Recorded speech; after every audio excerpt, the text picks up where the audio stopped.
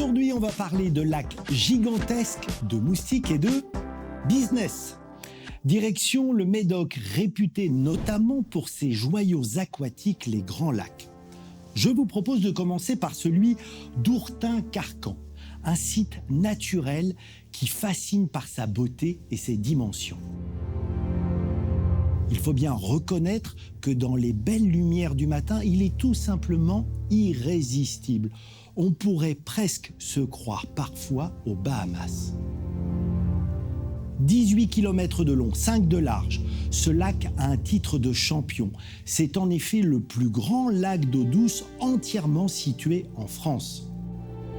Il faut savoir qu'à l'origine, tous les lacs littoraux communiquaient avec l'Atlantique.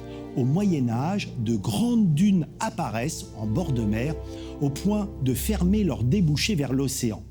Les lacs s'agrandissent, les zones humides s'étendent.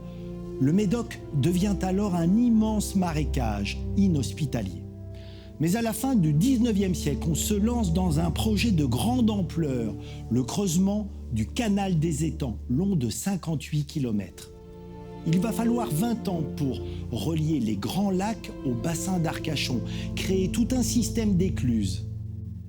Autant le dire, si l'objectif officiel était d'assainir les marécages, combattre le paludisme, ce qui fut un peu le cas, la véritable raison était économique. Les deux fondateurs de la Société de dessèchement des marais du littoral sont également de gros propriétaires terriens. Grâce au canal, les terres qu'ils possèdent deviennent exploitables et prennent beaucoup de valeur. Impossible de terminer ce voyage sans un regard sur l'autre grand lac, celui de Lacanau. Des plages, des îles, une faune et une flore exceptionnelles. Pour être dépaysé, pas besoin d'aller au bout du monde, il y a le Médoc.